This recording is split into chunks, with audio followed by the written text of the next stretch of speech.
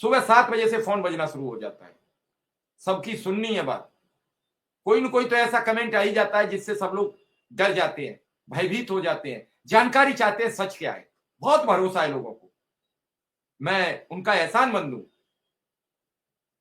कि वो लोग हम पर भरोसा करते हैं, और वो भरोसा न टूट जाए इसलिए मैं दिन और रात लगा रहा। जो लोगों ने 10,000, 20,000, 25,000, 30,000 लोगों ने जो मुझ पर भरोसा कर दिया था, वो मुझे बैठने नहीं दे रहा। और आज मैंने आप लोगों से 6 महीने सिर्फ प्रोग्राम के अलावा और थोड़ी दूरी बनाई है, तो मां सरस्वती की कृपा है कि इस समय 1 करोड़ लोग मेरी बात सुन रहे हैं। ये मां सरस्वती की कृपा, हनुमान जी महाराज की कृपा है।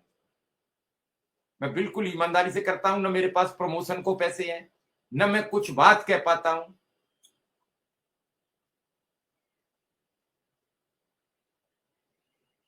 और आप लोगों ने साथ दिया होता तो मैं ये प्रोग्राम 2 वर्ष पहले निपटा चुका होता, लेकिन आप लोगों ने मेरी बात नहीं मानी, क्योंकि आप ही के में से कुछ लोग कह रहे थे कि इसकी वजह से थोड़ा ही हो जाएगा, ऐसे हो जाता तो जाने क्या हो जाता।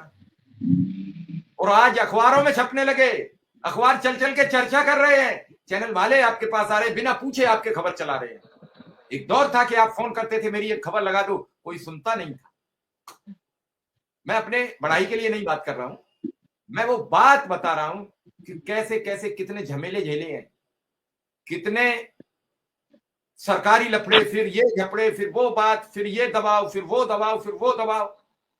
झुका नहीं, सच था उसे सबके सामने प्रदर्शित करता रहा और लगातार बात करता रहा।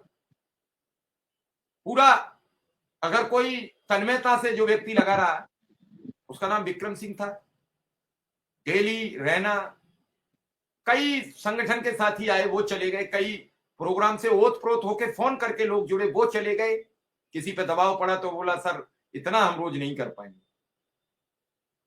किसी को लगा कि हम तो सत्ता के केंद्र बिंदु में रहते हैं। जिन लोगों ने शुरू कराया था उन्होंने इस लालच में कराया शुरू, उन पर प्रोग्राम नहीं चल पा रहा था, उन्होंने सिर्फ इस लालच में कराया कि 2022 में अखिलेश यादव की सरकार आ जाएगी और मिश्रा जी के कंधे पर हम सरकार में अपनी पकड़ बना लेंगे।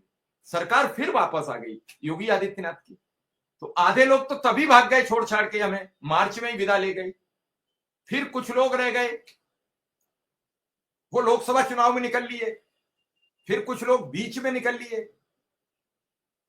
लेकिन मैंने यह प्रण किया था, मैंने वादा किया था, मैं वादा कैसे तोड़ सकता था, मैं वादा कैसे मुकर सकता था। आज भी जो लोग हैं उनमें आज भी बहुत लोगों ने चैनल सब्सक्राइब नहीं किया है। ना मैं कहता हूं करिए, ना मैं कहता हूं करिए। अरे आपका दिल करे तो जुड़िए, ना दिल करे तो बिल्कुल मत जुड़िए। बस हम पर मेहरबानी बनाए रखें, हम पर कमेंट घटिया न करें।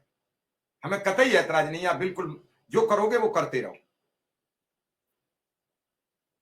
बस मेरी प्रार्थना प्रभु से यह है कि जो 10 तारीख की चर्चा सामने आ रही है, योगी आदित्यनाथ जी बड़ा दिल दिखाएं। मुझे नहीं मालूम, मेरे पास अभी मैसेज नहीं है, मैं झूठ नहीं बोलता हूं, होता तो मैं बता देता हूं।